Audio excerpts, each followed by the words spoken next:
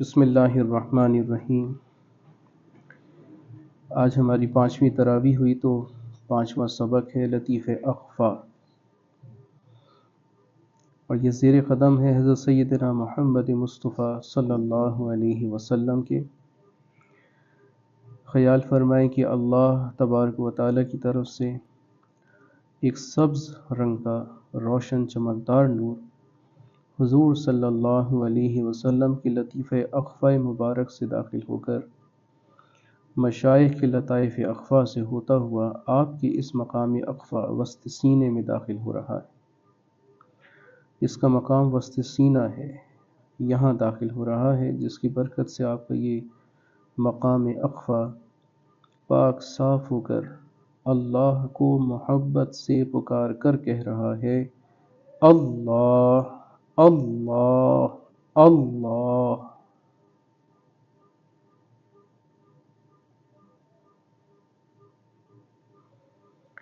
یہ مقام اخفا زیر قدم حضرت سیدنا محمد مصطفیٰ احمد مجتبیٰ صلی اللہ علیہ وسلم کے ہے، اور آپ متواضعین کے امام ہیں۔ انتہا درجے کی تواضع تھی، یہی وجہ کہ اللہ نے مقام معراج عروج کی بلندیاں عطا کیں، لیکن تذکرہ کیا تو فرمایا سبحان الذی اسری بعبدہ لیلا من المسجد الحرام الی المسجد الاقصی۔ تو اللہ نے اپنی ذات کو تو کہا سبحان الذی اسری، پاک ہے وہ ذات، بلند و بالا شان والی ہے وہ ذات جس نے سیر کرائی کسے؟ بعبدہ، اپنے ایک بندے کو۔ تذکرہ یہ نہیں کیا برسولہ بنبیہ، نہیں، بلکہ تذکرہ کیا آپ صلی اللہ علیہ وسلم کی صفت عبدیت کا، اور عبدیت کا مطلب بندگی ہے۔ عابد عبادت کرنے والا عبادت سے تواضع حاصل کرتا ہے، اللہ کی عبادت کر رہا ہے تو اللہ کی شان کا اس کو یہ احساس پیدا ہو رہا ہے کہ میں ایک بہت بڑی ذات کی عبادت کر رہا ہوں، لیکن وہ تو بہت بڑی ذات ہے اور اس کے مقابلے میں کچھ بھی حیثیت نہیں رکھتا۔ جب یہ والی کیفیت اس کے اندر پیدا ہو جاتی ہے تو تب بنتا ہے وہ عابد، تب عبادت گزار کہلاتا ہے۔ تو شان عبدیت کا تقاضا ہے کہ انسان متواضع ہو، عاجزی کوٹ کوٹ کے بھری ہو۔ تو حضور صلی اللہ علیہ وسلم کی ذات پاک سے بڑھ کر کس کے اندر عاجزی ہوگی؟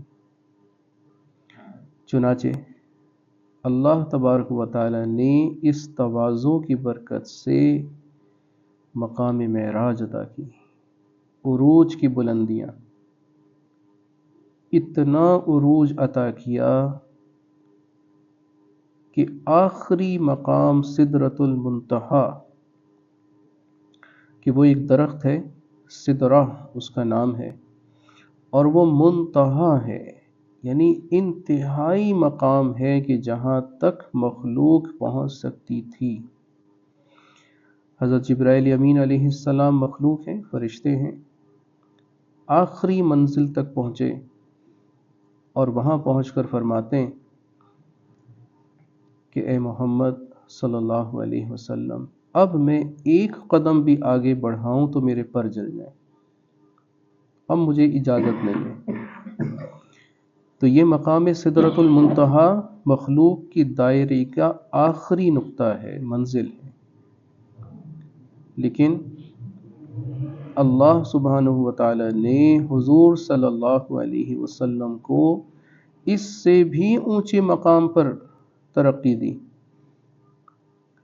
اور اپنے قریب کیا، اتنا قریب کیا کہ قرآن کہتا ہے فَقَانَ قَابَ قَوْسَيْنِ أَوْ أَدْنَىٰ، دو کمانوں کے درمیان فاصلہ، کمان کے دو نقطوں کے درمیان جو فاصلہ ہے، دو پوائنٹس کے درمیان جو فاصلہ ہے اتنا رہ گیا، او ادنا پھر اس سے بھی کم ہوا،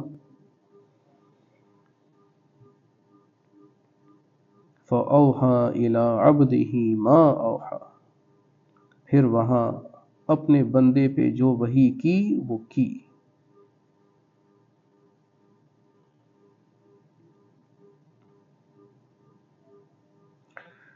تو اللہ تبارک و تعالیٰ نے حضور صلی اللہ علیہ وسلم کو تواضع کی برکت سے اتنا اونچا مقام دیا کہ جہاں کوئی اور مخلوق نہ پہنچ سکی، اللہ کے نبی علیہ السلام کے قدم وہاں بھی پہنچے۔ اور معراج ہوئی، معراج جسمانی ہوئی ہے، خواب کے اندر نہیں ہوئی ہے، جسمانی ہوئی ہے۔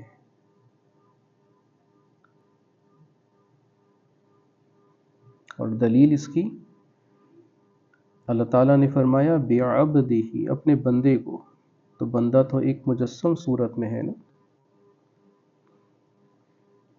تو صرف یہ احوال یا کیفیات یا خواب و خیال نہیں تھا، جسم حقیقی کے ساتھ گئے ہیں، جسم مثالی بھی نہیں، جسم حقیقی کے ساتھ، اور وہاں اتنے کم وقت میں گئے اور واپس بھی آ گئے۔ یہ اللہ کی طرف سے ایک معجزہ تھا، اور بتانا اس میں یہ تھا کہ میں اپنے بندے کو سیر کرا رہا ہوں اس کی تواضع کی برکت سے، عبدہ، اپنے بندے کو، اپنے پیارے بندے کو۔ تو اس مقام اخفا کے ساتھ تکبر کا باطنی مرض جڑا ہے۔ جب تکبر کی اصلاح ہوگی تو تب تو تواضع آئے گی۔ اور تکبر کیا ہے؟ انسان اپنے آپ کو بڑا سمجھے، کسی کے سامنے کمپیئر کرے اپنے آپ کو اور یہ کہے کہ جی اس سے بہتر تو میں ہوں، اس سے بہتر تو میں بول سکتا ہوں، اس سے بہتر تو میں کر سکتا ہوں، اس سے بہتر تو میں دکھتا ہوں۔ تکبر ہے، اور تکبر ام الامراض ہے، باطنی بیماریوں کی جڑ ہے۔ اسی تکبر کی وجہ سے سب کچھ بیماریاں پیدا ہوتی ہیں، شہوت بھی اسی سے، غصہ بھی اسی سے، حرص بھی اسی سے، حسد بھی اسی سے، بخل بھی اسی سے، ام الامراض ہے۔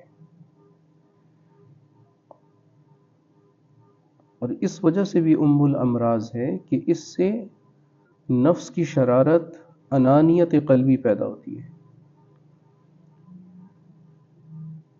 شیطان کو کس نے بہکایا کہ وہ یہ کہے کہ انا خیر من؟ تو شیطان کو کسی اور شیطان نے نہیں بہکایا، خود اس کے نفس امارہ نے بہکایا۔ فرعون کو کس شیطان نے کہا کہ تم کہو انا ربکم الاعلی؟ نہیں، اس نے خود یہ دیکھا کہ جی 400 سال ہو گئے میری زندگی کو، مجھے سر درد بھی نہیں ہوا،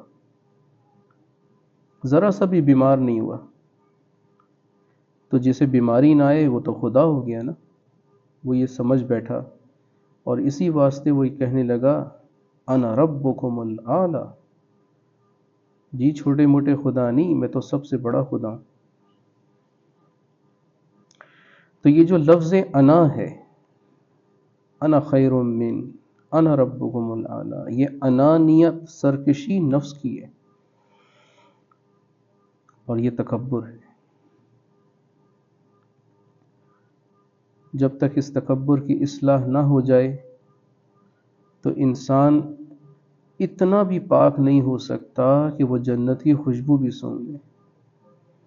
حضور صلی اللہ علیہ وسلم نے فرمایا کہ جس کے دل کے اندر رائی کے دانے کے برابر بھی تکبر ہوگا تو وہ جنت کی خوشبو بھی نہیں سونگھ سکتا، اور جنت کی خوشبو تو 500 سال کی مسافت سے آ رہی ہوتی ہے۔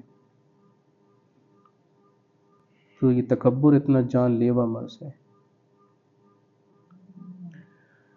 تو تکبر کی اصلاح کیسے ہو؟ کثرت ذکر، کثرت سے اس لطیف اخفا پہ ذکر کیا جائے، اللہ اللہ اللہ۔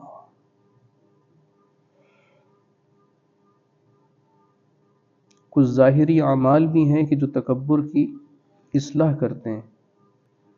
حضور علیہ السلام سے عرض کیا گیا کہ دل سخت ہو گیا اور دل کی سختی کی وجہ سے اپنے آپ کو بہتر سمجھ رہے ہیں، تو حضور علیہ السلام نے فرمایا کہ زمین پہ بیٹھا کرو، ہر آتے جاتے کو، چاہے وہ جان پہچان والا ہو یا چاہے انجان مسلمان ہو، تو اسے سلام کرو، سلام میں پہل کرو، تکبر ختم ہو جائے گا۔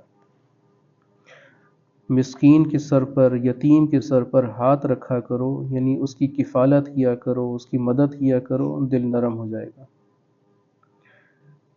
کبھی کبھار رویا کرو اپنے اللہ کے سامنے، رونے سے دل نرم ہوگا، تکبر ختم ہوگا۔ تو کچھ یہ ٹپس اینڈ ٹرکس بھی ہیں، کچھ ٹوٹکے ہیں کہ جس کے ذریعے انسان اپنے تکبر کی اصلاح کر سکتا ہے۔ اسی طرح پانچے ٹخنوں سے نیچے لٹکا لینا، یہ بھی تکبر ہے۔ عرب کی سرداروں کی، قریش کے سرداروں کی یہ روایت تھی کہ وہ جبے کبے پہنتے تھے، لمبی لمبی چادریں ہوتی تھیں اور وہ اتنی گھسٹتی ہوئی زمین پہ چلتی تھیں۔ تو ان کی روایت تھی، ثقافت تھی کہ جس کی چادر جتنی زیادہ زمین پر گھسٹ رہی ہوگی نا، دور تک لمبی چادر ہوگی، وہ اتنا بڑا سردار مانا جاتا تھا۔ تو یہ تکبر تھا ان میں۔ حضور صلی اللہ علیہ وسلم نے اپنی ازار کو، اپنے تہبند کو، اپنی چادروں کو یا شلوار کو پانچے ٹخنوں سے اوپر رکھنے کا حکم دیا، اور ٹخنے جو پیر ہے اس کی جو گول ہڈی ہوتی ہے وہ ٹخنا ہے، اس سے اوپر پنڈلی کا حصہ شروع ہو جاتا ہے۔ تو حضور علیہ السلام نے نصف پنڈلی تک اپنے پانچوں کو رکھا، پانچے اس قدر ٹخنوں سے اونچے ہوں، تو اس سے بھی تکبر ختم ہو جاتا ہے۔ تو یہ کچھ ٹوٹکے بھی ہیں ظاہری، ان کے ساتھ ساتھ اللہ کا ذکر بھی ہو، اور یہ چونکہ خاص مقام ہے حضور صلی اللہ علیہ وسلم سے مناسبت میں، ان کی نسبت سے، لہٰذا جو شخص رسول اللہ صلی اللہ علیہ وسلم کی سنتوں کا جس قدر فکر رکھے گا اور اتباع کرے گا، اسی قدر اس کے اندر تواضع پیدا ہوگی۔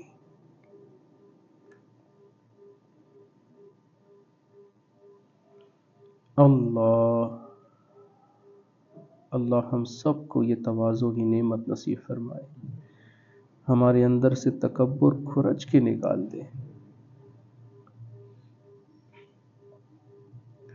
ہماری الفاظ میں، ہمارے افعال میں، ہر چیز کے اندر تواضع جھلکے۔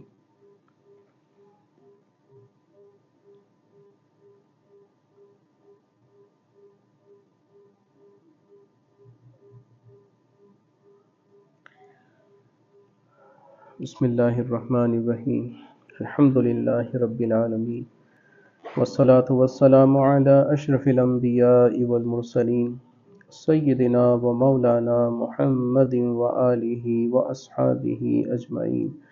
اللہم یا رب بجاہ نبیک المصطفیٰ ورسولک المرتضی طاہر قلوبنا، اللہم طاہر قلوبنا من کل وصف یباعدنا عن مشاہدتک ومحبتک، وأمتنا على السنة والجماعة والشوق إلى لقائك يا ذا الجلال والإكرام۔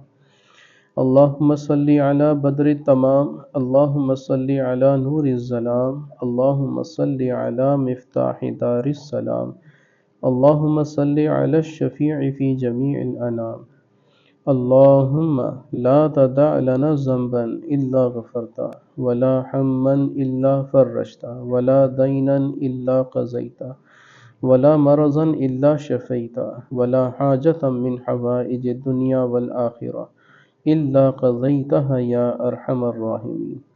یا اللہ ہمارے قلوب کو پاکیزگی نصیب فرما اور ان تمام لطائف کو اپنی فنا عطا کر، بقا عطا کر اور اپنی اصل تک پہنچا دے۔ ہمارے سلوک کی تکمیل فرما، اپنی محبت، اپنی معرفت نصیب فرما، اور حضور نبی کریم صلی اللہ علیہ وسلم کی ہر عمل کے اندر اتباع کی توفیق عطا فرما۔ رمضان کو ہمارے لیے رحمتوں، برکتوں، مغفرتوں کا ذریعہ بنا دے۔ اس مہمان کا اکرام کی توفیق عطا فرما دے اور سب کو بہترین اس کی برکتیں عطا کر، اور ہم سب کے لیے قیامت کے دن اس کو سفارشی بنا کر کھڑا فرما دے۔ ربنا اتمم لنا نورنا واغفر لنا انک علی کل شیء قدیر، وصلی اللہ وسلم علی رسولہ النبی الکریم وعلی آلہ واصحابہ اجمعین، آمین برحمتک یا ارحم الراحمین۔